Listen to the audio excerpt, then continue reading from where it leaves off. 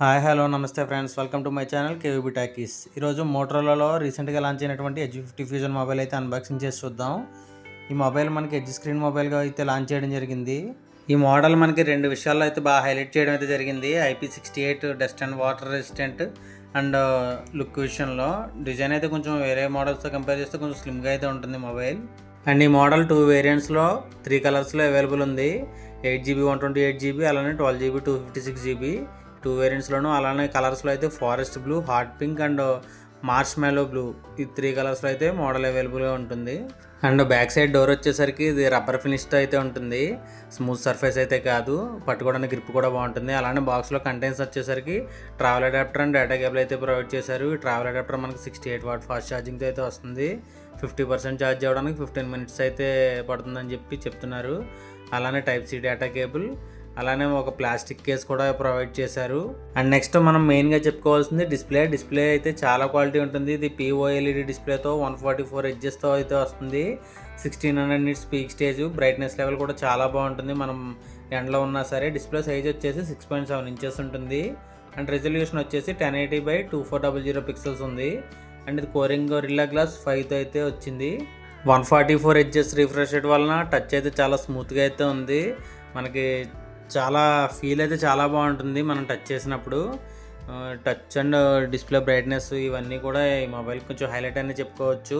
And దీని wait వచ్చేసి 174 grams ఉండడం వల్ల మనకి అంత వెయిట్ కూడా అనిపించదు. క్యారింగ్ కూడా చాలా సింపుల్గా అయితే ఉంటుంది. అండ్ దీని ప్రాసెసర్ విషయానికి వచ్చేసరికి ఇది స్నాప్డ్రాగన్ 7th జనరేషన్తో అయితే రన్ అవుతుంది, 4nm చిప్సెట్ తోటి.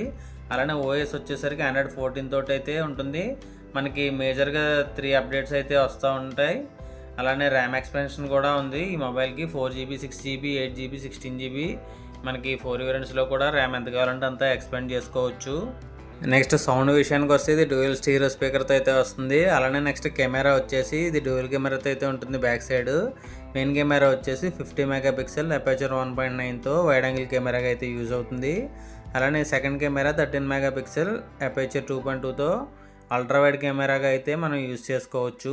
మనకి 50 మెగాపిక్సెల్ ఇచ్చిన main camera Sony LYTA 700C సెన్సార్తో అయితే డిజైన్ చేయబడింది. దానివల్ల కెమెరా అయితే ఎక్స్ట్రాడినరీగా వస్తుందని చెప్పుకోవచ్చు. కెమెరా క్లారిటీ చాలా బాగుంటుంది.